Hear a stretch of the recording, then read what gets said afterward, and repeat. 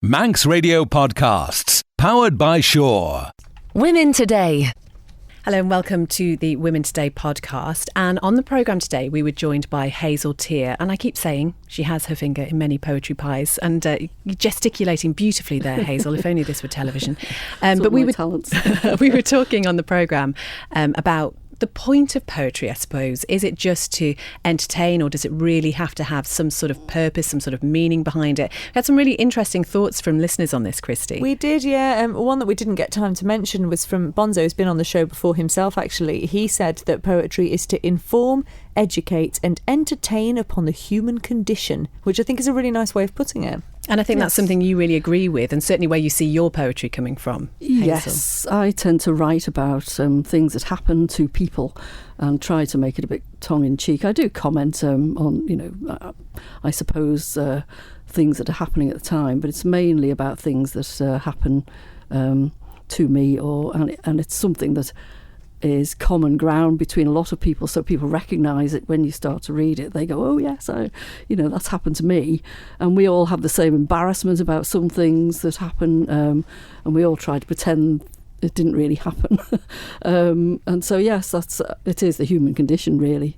What do you think about using more sort of colourful language, shall we say, to illustrate your points?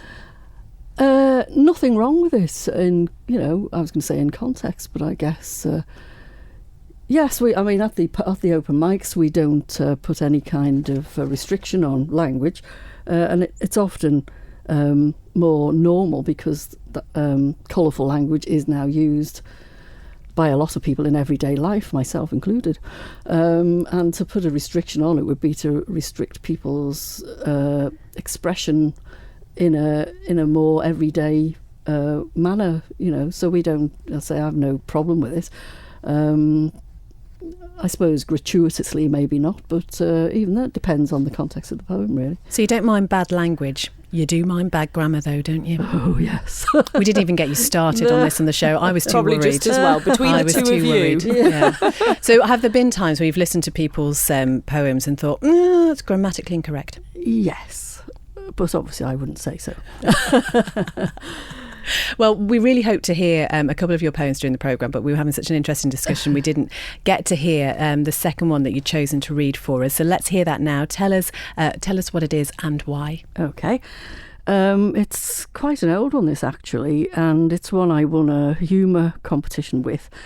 Again, the human condition. It's about at night time when you're in bed and you wake up and you can't think where to put your arms, because they don't seem to fit anywhere, especially if you're having a bad night. It's particularly onerous because you're already uncomfortable and trying to get back to sleep. They just haven't got anywhere to go.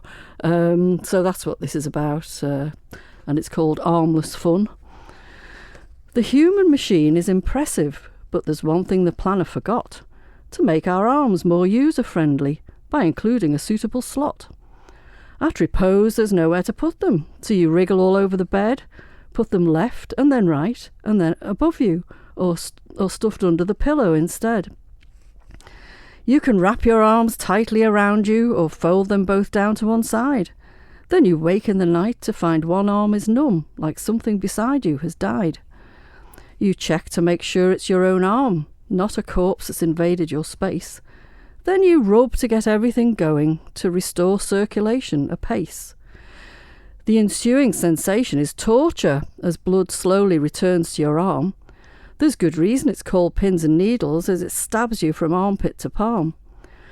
Retractable arms would be handy when it comes to the end of the day. We could draw them both in very neatly, so they're tidily out of the way. Evolution may deal with the problem through requirement or just on a whim.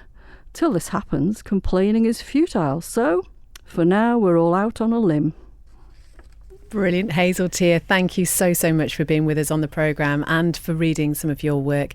Just remind us where people can find out more about how to get involved in the poetry scene here on the island. Okay. Well, the email address I gave before, which was manxbard@gmail.com, covers. If you email there, we will get it in some form or other. We can keep you posted. There's also a presence of Poetry Unlimited on Facebook, so if you put that in, that page will come up, and all our events are on there. We also have a Manx Bard page on Facebook, so I think that's probably the various ways you can get in touch. The library actually knows quite a lot about us, and they hold forms for these events, the poetry puzzle and the Manx Bard, and they know us as well. So even just to go to the library, you would be able to find out quite a lot of information. And Hazel, do you think you're going to leave here inspired to write something?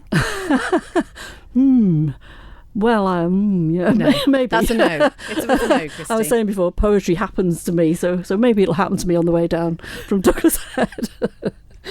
Women Today. Don't sit in the slow lane. Join the fast lane right now with Shaw's all-new Superfast Plus broadband. Enjoy more bandwidth, amazing speeds and the best value on the island from just £23.95 per month. So don't be left behind. Get a piece of the high-speed action with Superfast Plus broadband from Shaw.